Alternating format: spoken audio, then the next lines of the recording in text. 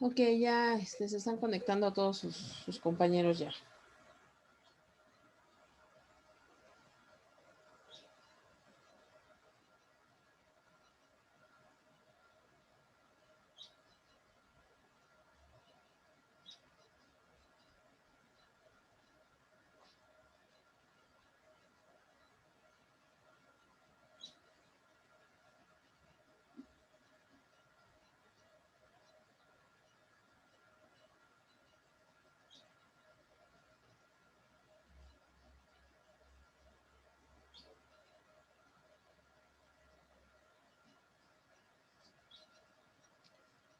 Ok.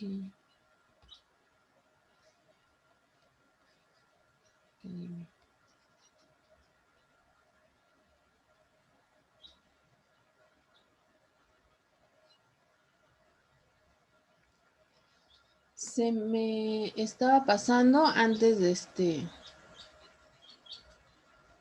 pasar al siguiente tema, una parte muy importante. ¿Cuáles son las enfermedades que pueden causar esta catatonia? Y aquí, a ver si... Hola, Gus. ¿Estás en posibilidad de participar? Sí, maestro. Ah, bueno. Nos dice que estas enfermedades catatónicas pueden ser causadas, o bueno, más bien dicho, ¿cuáles son las enfermedades médicas por las que se puede dar estos efectos de catatonia? Entonces nos dice que puede ser hipercalcemia, encefalopatía hepática, diabetes cetoácida. ¿Reconoces alguno de estos términos? Sí, lo que pasa que para la contracción muscular se ocupa tener un equilibrio entre sodio, calcio y potasio dentro de los miocitos, que son las unidades básicas estructurales del músculo. Entonces, cualquier alteración en esos compuestos va a generar que los músculos se muevan de una manera atípica o involuntaria. La diabetes es lo que sucede, que disminuye el potasio. Ahí hay trastornos que se denominan como hiper o hipopotasemia, hipercalcemia o hipocalcemia. Así es. Entonces, si cualquier alteración a esos nutrientes va a generar que los músculos se muevan de esa manera. Otras enfermedades que causan estos estados catatónicos tienen que ver con, por ejemplo, inflamación de las meninges, que puede ser bacteriana o traumática. Perdón. Aquí sí me confieso. Inflamación de las meninges. Esto es en esta parte del cerebro, ¿verdad? Son las tres capas que recogen el cerebro. La dura madre, la pia madre. Ah, la pia madre. La dura madre y la pia madre. Esas son las meninges. Así es. Okay. Entonces, a veces hay bacterias que llegan hasta ahí se quedan y empiezan a presionar el cerebro desde dentro del cráneo, de modo que el cerebro pues, se descontrola en cuanto al sistema nervioso periférico y también genera movimientos involuntarios, tics, contracciones musculares que se le pueden parecer a las convulsiones, nada más que a veces solamente son de un solo miembro, de un solo lado del cuerpo. Entonces, sí, son muchos los factores. Incluso también traumatismos. Si uno se pega, por ejemplo, en el epicóndilo, que es esta región de aquí del codo donde se juntan ciertos tendones, si uno se golpea ahí de una manera brusca y no hay un tratamiento, después al rato vamos a tener movimientos de la mano también así involuntarios. Aunque me imagino que esos movimientos, si el golpe fue fuerte, pero no digamos letal, en algún momento desaparecen, ¿no? Sí, pueden desaparecer con el tiempo, Ajá, o sea, con no es una condición que se rehabilitación. dé de por vida, por así decirlo. Ajá, dependiendo la gravedad, Ajá. pueden durar semanas, meses, Ujú. pero si se trata a tiempo, pues pueden durar nada más unos días. Ok, bueno. Entonces, dentro de estas enfermedades, como ya de alguna manera nos explica un poquito Gus. Oye, Gus, a ver, yo voy a hacer aquí un poquito indiscreta.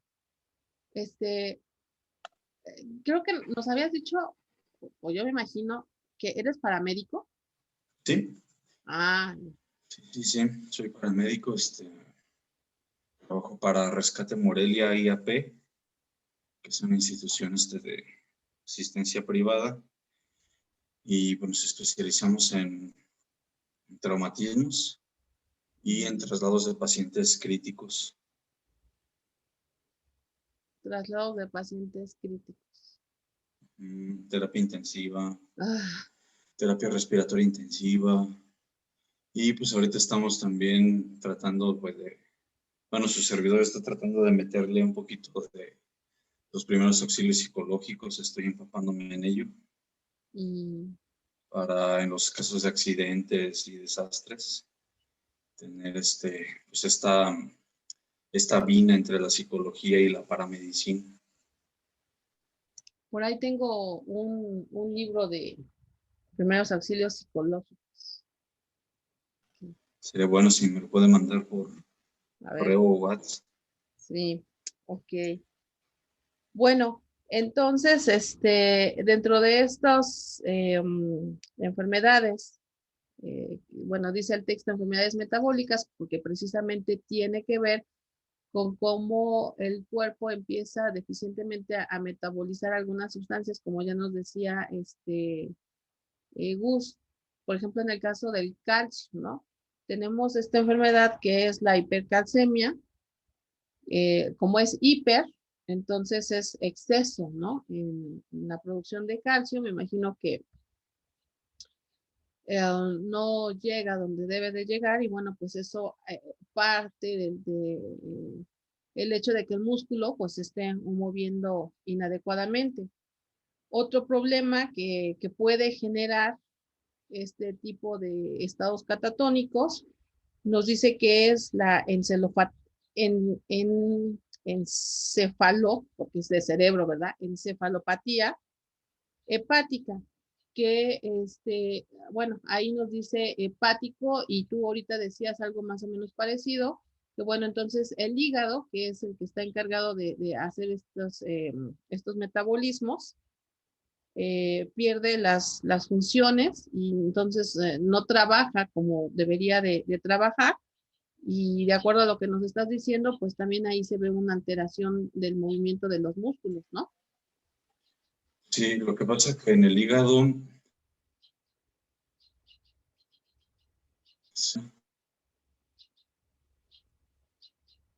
se filtran, o bueno, ya técnicamente diríamos que se metabolizan Ujú. el calcio y el potasio.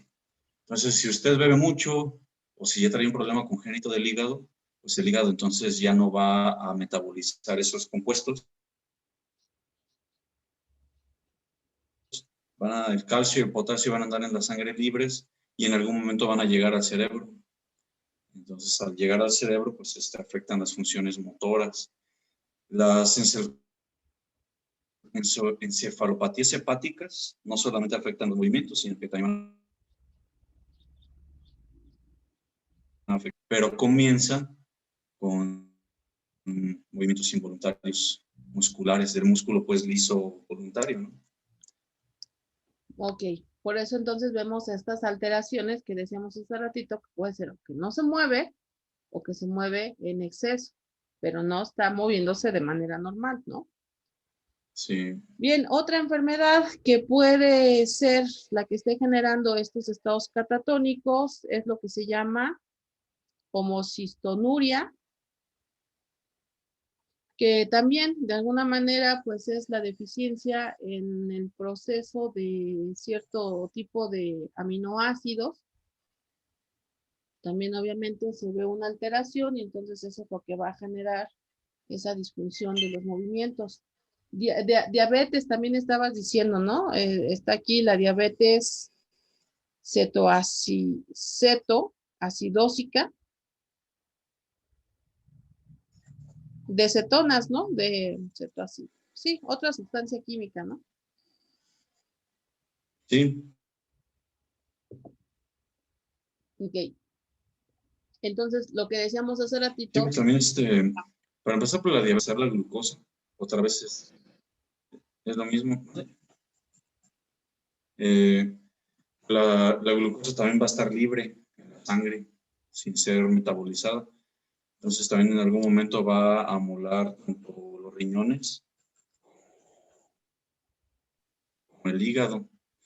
Pero en el caso ya específico, la que es cetoacidosis, es cuando hay muchos ácidos presentes en la sangre, que se les denomina cetonas. uh-huh. Al tener muchos ácidos en la sangre, la capacidad de contracción de los músculos se acelera o se ralentiza, incluyendo el músculo. Le va a generar problemas pues, prácticamente de todo, pero los primeros que se van a manifestar va a ser eso, que va a tener de repente del bíceps, pues, a veces se le empieza a mover, o el pectoral mayor, el glúteo, pero la gente dice, no, pues son calambres que me dan, es que casi no hago ejercicio, pero pues en realidad ya son complicaciones muy graves de la diabetes. Muy bien. Gracias, Gus. José Juan, dinos, adelante. Sí, bueno, acerca de lo de la cetoacidez diabética, Uh-huh. yo hasta donde tenía entendido, ocurre cuando el cuerpo empieza a descomponer la grasa demasiado rápido y el hígado convierte la grasa en un impulsor. Es la acetona que hace que la sangre se vuelva ácida. Hasta donde yo tenía entendido también los síntomas es que se presenta mucha sed, náuseas, dolor abdominal, debilidad y presentan confusión, mareos. De hecho, se dan casos inclusive donde se dan como tipo alucinaciones debido, pues igual a esto de que la sangre se vuelve ácida. Sí, imagínate esto qué importante, ¿no? Se dan como alucinaciones, nos dices tú. Entonces, yo estoy con la persona y puedo estar pensando que es algún otro tipo de trastorno, pero no me doy cuenta que es precisamente por esa alteración que se está teniendo y que eso es lo que está generando la alucinación, ¿no? Por eso, ya lo dije varias veces, se tiene que hacer todo un diagnóstico médico bien detallado para, eh, ¿cómo se me fue la palabra? Bueno, para asegurarse que no se está generando por ese tipo de problemas médicos. Que bueno, eso nosotros como psicólogos, pues obviamente no lo vamos a hacer. Por eso esto queda como responsabilidad exclusiva de un médico. A nosotros, nuestra responsabilidad como psicólogos es pedir esos estudios, ¿no? Pedir que la persona tenga esos estudios para que nosotros podamos identificar y bueno, pues en lo que esté en nuestras manos, pues auxiliarla o apoyarla. Pero bueno, pues este diagnóstico, pues tiene que ser un diagnóstico médico, ¿no? Bueno, entonces no solamente va a haber este tipo de trastornos catatónicos, nos decía o nos dice el texto que también se va a dar cambio de personalidad por cuestiones médicas. Y creo que de alguna manera, pues aquí es también un poquito más evidente, ¿no? Nos dice aquí la diapositiva, por enfermedad médica, cuando nosotros pues vamos identificando que alguna persona allegada a nosotros tiene un cambio considerable en su personalidad. A lo mejor siempre había sido una persona bastante afable, relativamente tranquila, no sé, cooperativa, altruista, etcétera. Y de repente, pues empieza a manifestar estos cambios de personalidad. Pero aquí también lo importante es el tiempo, qué tan periódico o la periodicidad de la presentación de estos cambios de personalidad, porque no es ocasional. Ahí como que, una vez en la vida, o sea, no, obviamente no es así, sino que al contrario, empieza a presentarse de manera constante y también pues a veces hasta eh, con demasiada, bueno, constante y con frecuencia, ¿no? Porque puede ser constante si yo digo se presenta una vez cada mes, pero constante con frecuencia es decir que cada 3 o cada 4 días o ya casi diario está manifestando ese giro que va a tener la personalidad, ¿no? Entonces, como todo trastorno, otra vez lo repetimos, si esto no me altera la vida con mi familia, si esto no me altera mi desempeño laboral, si yo puedo salir a trabajar eh, y ser económicamente independiente, etcétera, etcétera, entonces no estoy hablando de un trastorno. El trastorno se va a presentar cuando yo ya no me puedo vincular con mis familiares, cuando yo ya no soy capaz de poner atención en el trabajo, ¿sí? Ya no salgo con mis amigos, ya no tengo la vida social que antes tenía. Claro, por supuesto, debemos de ver todo el contexto, porque a final de cuentas, si yo era una persona que no gustaba de salir con demás personas, pues eso no me altera, pero si yo era una persona que salía mucho y de repente de la noche a la mañana yo ya no quiero salir, bueno, entonces allí sí ya estoy hablando de un cambio de personalidad, y que al igual que decíamos ahorita en estos estados catatónicos, pues hay que identificar si este cambio de personalidad se lo debo a alguna alteración, a alguna situación ¿qué puede ser? Por ejemplo, falta de control en mis movimientos, perdón, falta de control en mis impulsos, crisis de agresividad. Una persona que constantemente es agresiva, que constantemente es violenta, que constantemente es malhablada, pues a lo mejor dentro de lo que cabe, vamos a decir que está dentro de su cotidianidad. Esto va a aplicar entonces para las personas que normalmente no eran así, ¿no? Otra característica del cambio de personalidad pues puede ser la apatía. La persona ya no quiere hacer las cosas, por eso, otra vez lo relaciono con lo de hace ratito. Si ya no siento ningún interés en ir a trabajar, ahí está presente la apatía. Si no siento ningún interés en bañarme, y lo estoy diciendo en serio, bañarme, cambiarme, peinarme, si no siento interés en comer, ahí estoy hablando de un trastorno de personalidad o un cambio de personalidad. Si hay alguna manifestación, alguna situación paranoica,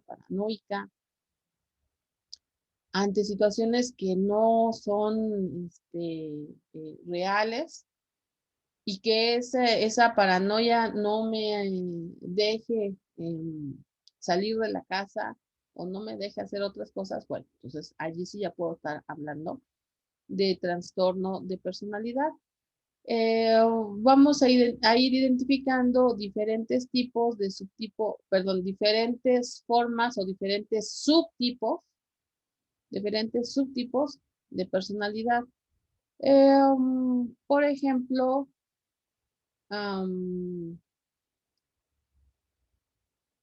claro, esto va dentro, lo vamos a contrastar con las normas sociales que tenemos en el grupo. Por ejemplo, la cuestión sexual. No es común dentro de nuestro grupo social que las personas vayan hablando o manifestando conductas sexuales a media calle. Sabemos que eso no.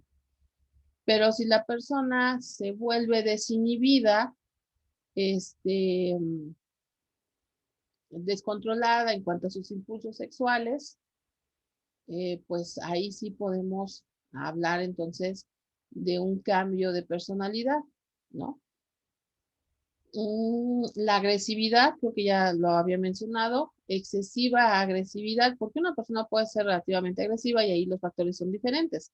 Pero también si de la noche a la mañana se vuelve demasiado agresiva, pues esto también puede darnos una pauta de que ahí empieza a haber un cambio de personalidad y entonces hay que buscar si no es por alguna cuestión de enfermedad, alguna cuestión de, bueno, sí, de enfermedad. La apatía, la paranoia. Mande, José Juan, nos estás levantando la mano, ¿verdad? A ver, adelante. Sí, bueno, yo aquí tenía una duda. Casi siempre cuando hemos visto tanto en su clase como en algunas otras, que se nos habla de trastornos, en ocasiones se nos ha hecho como que demos una respuesta de nosotros,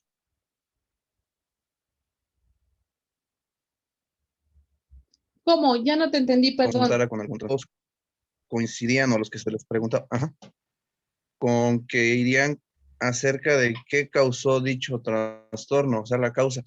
Pero, por ejemplo, ¿cómo se buscaría un tratamiento? Por ejemplo,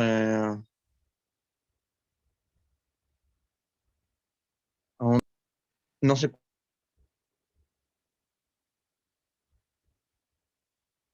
con P, que no se conoce con exactitud una causa. De hecho, se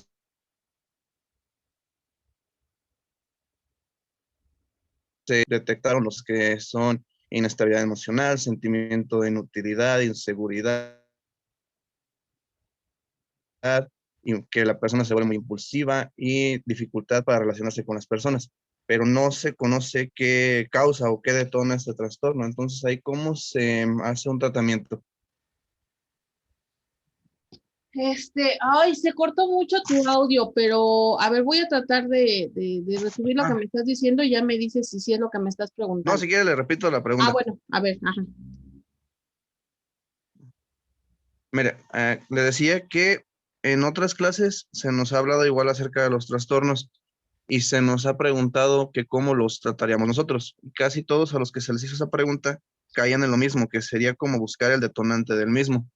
Pero ¿cómo se podía dar un tratamiento a un trastorno en el cual no se conoce con exactitud un detonante o un causante del mismo? Por ejemplo, el TLP, que tengo entendido que se diagnostica una vez que se detectaron los síntomas, que son inestabilidad emocional, que la persona se siente inútil, inseguridad, que la persona se vuelve muy impulsiva y que tiene una dificultad para relacionarse con la sociedad. Entonces, ahí cómo se le podría como dar un tratamiento.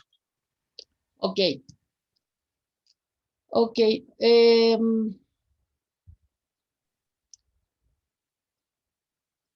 Aquí lo que yo quiero que identifiquemos y que no perdamos de vista es que nosotros somos psicólogos, nosotros no somos psiquiatras. Entonces, desde ahí, y creo que yo lo he repetido en muchas ocasiones, a mí, Beatriz Navarrete, como psicóloga y como psicóloga humanista, yo lo que voy a buscar con mi paciente, es más, con mi cliente, porque desde ahí yo ya voy a empezar a mencionar como mi cliente. Obviamente, yo ya descarté que este trastorno es por una enfermedad médica. Ojo, porque si es por una enfermedad médica, entonces allí lo que entra, pues es una corrección a través de medicamentos, como lo que está diciendo hace ratito Gus, ¿no? Lo que estábamos diciendo acerca de esta cuestión catatónica. Si se identifica que es un trastorno catatónico o que es un cambio de personalidad por alguna cuestión médica, pues obviamente hay que tratar esa cuestión médica. Si no es una cuestión médica, si realmente es una cuestión netamente psicológica, pues entonces allí ya va a depender de la orientación del psicólogo. ¿Qué harías tú, por ejemplo, si tiene, a ver, no lo anoté aquí, inestabilidad de emociones, creo que me dijiste, ¿no? Por ejemplo, o que tiene angustia, o que tiene, no sé, si está presentando alguna situación. Ok, pues si yo soy una psicóloga cognitivo-conductual, pues entonces voy a buscar cuáles son los factores de pensamiento que están disparando el hecho de que él esté presentando ese tipo de conductas, ¿no? Digo, si yo soy una cognitivo-conductual, si lo mismo sucede si tengo una tendencia psicoanalista, ¿no?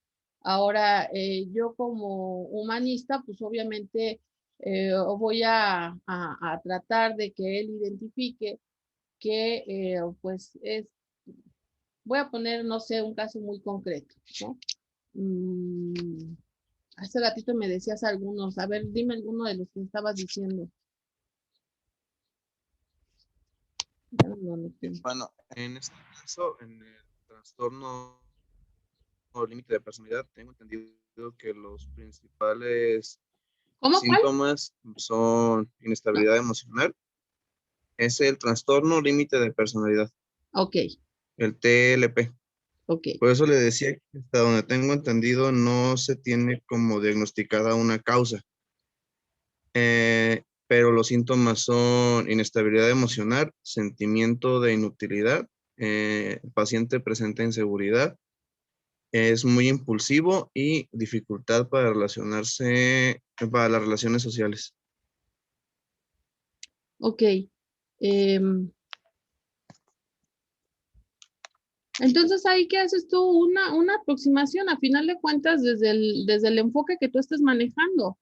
A ver, ¿qué es que yo le preguntaría? O bueno, no tanto que como preguntarle, sino ir y sondeando, ir identificando qué es lo que está generando esa inestabilidad emocional, porque o cuándo, en qué momento, fíjense bien, cuándo, en qué momento se presenta esta inestabilidad emocional, porque no es una constante.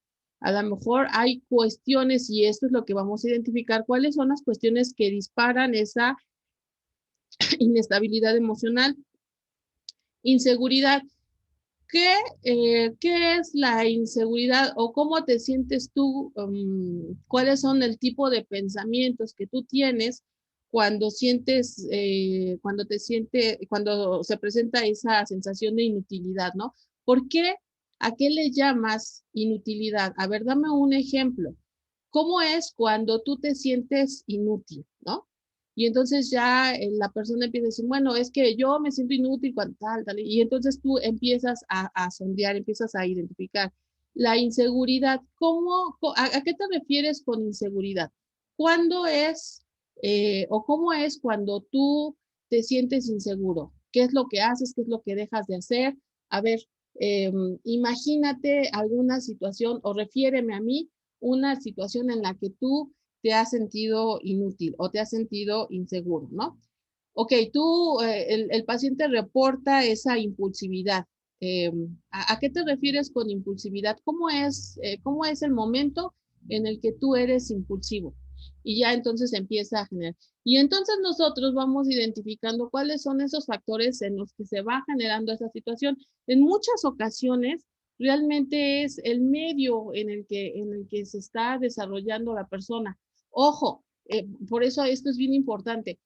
yo estoy hablando cuando la enfermedad médica está descartada, porque si hay una enfermedad médica, entonces ahí ya es otra cuestión, ¿no? Pero vamos a suponer que no hay, esa impulsividad, esa inseguridad, todo eso que está manifestándose, em, tiene que ver con la historia de vida. ¿Qué es lo que vas a hacer? Pues vas a buscar cuáles son los factores que están generando esa situación, qué es lo que hace que estalle esos momentos. Las formas de manejarlo pues son bien diferentes, porque no es lo mismo lo que va a ser un por ejemplo, un conductivo conductual, cognitivo, perdón, un cognitivo conductual no es lo mismo como lo va a trabajar, por ejemplo, el humanista. Las actividades son diferentes, el modo o el camino. Yo haría todo lo posible porque él vaya identificando cuáles son los factores que detonan, perdón, la palabra es detonar, cuáles son los factores que detonan esa inseguridad o esa sensación de inutilidad. ¿Para quién es inútil? O desde el punto de vista de quién es inútil, ¿no? ¿Se acuerdan que hablábamos, sí vimos con ustedes, sí, con ustedes vimos teorías de la personalidad, ¿verdad?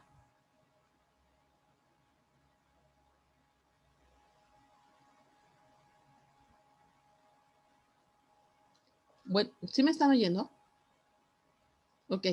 Entonces, cuando hablábamos de teorías de la personalidad, hablábamos, por ejemplo, desde la Gestalt, lo que era los introyectos. Entonces tú empiezas a sentir que eres inútil porque esto es un introyecto que te metieron en tu familia, ¿no? Cuando tu mamá te pedía que hicieras algo y entonces lo tenías que hacer exactamente como ella lo decía, porque de lo contrario, para todo el mundo te presentaba como un inútil, ¿no? Y le decía a tu tía y le decía a tu maestra y le decía a tus amigos y a todo el mundo le decía que tú eras un inútil. Entonces, ¿qué es lo que sucede? Que eso ya se quedó allí como un introyecto y cuando se presentan situaciones más o menos semejantes, estalla esa situación. Yo les he dicho, y me acuerdo que en aquella ocasión, el por qué no estar metiendo tanto los conceptos, las etiquetas. Miren, cuando llega un paciente al consultorio, bueno, la razón por la que está llegando al consultorio es porque él quiere deshacerse de esa sensación de inutilidad, él quiere deshacerse de esa inseguridad, él quiere deshacerse de esa impulsividad, él quiere deshacerse de esa falta de habilidades de relaciones sociales, o sea, él ya no quiere estar con esa situación. Cuando él llega por su cuenta propia, porque cuando lo llevan, ahí es otro boleto, ¿no? Pero si alguien llega por cuenta propia, entonces seguramente es que quiere deshacerse de todo eso. Y a ti, como psicólogo, no te importa si está en un límite de trastorno de personalidad o no, o sea, tú lo que tienes que hacer es atender la demanda que él tiene. O sea, de nada sirve que de alguna manera el DSM-4 o el DSM-5 diga que es, o sea, no te sirve a ti, no. Al médico tal vez, pero a ti como psicólogo no, porque tu trabajo es acompañarlo en este autodescubrimiento donde él identifique qué le genera la inseguridad, cuáles son los momentos, cuáles son los factores que le van a generar esa inseguridad. Tenga lo que tenga. Nada más, repito por tercera ocasión, cuando no sea una cuestión médica, porque si como estamos viendo aquí, esto está generado por una deficiencia en la manera en que se está metabolizando esta o aquella sustancia, bueno, ahí ya es otra cosa, ¿no? Como yo lo que les decía, por ejemplo, con esta persona, este rentero que era muy afable, pero también muy, muy inseguro, era un homosexual, pues no me gusta la palabra, pero no sé qué otra palabra haya, pues un homosexual que no estaba declarado. Cotidianamente se dice de closet, ¿no? Por ejemplo. Y era una persona como de 60 años. Entonces, imagínense ustedes la carga de vivir 60 años con una tendencia sexual, la cual no puede decir libremente porque todavía vivía su mamá, porque estaba ahí su hermano, etcétera, etcétera. Entonces, la inseguridad tan grande que él tenía, que aunque estaba en una situación de jerarquía, porque yo les decía, pues yo era la que le debía, y sin embargo, cada vez que iba y empezaba a hablar conmigo, empezaba ese tic que tenía, ¿no? ¿Qué le genera? ¿Dónde está la génesis de esa inseguridad? Y entonces él tiene que empezar a trabajar esa situación. Y no importa cómo se llame, ¿eh? O sea, no importa cómo se llame esa situación. La realidad es que hay que empezar a buscar el origen en la historia propia, que se puede remontar, por supuesto, a lo familiar, ¿no? Al origen familiar. Les decía yo, si toda la vida te han dicho que no sirves para nada, pues lógico que tengas inseguridad.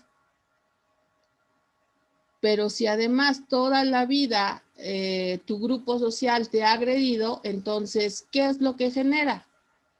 Pues obviamente el que tú busques defenderte.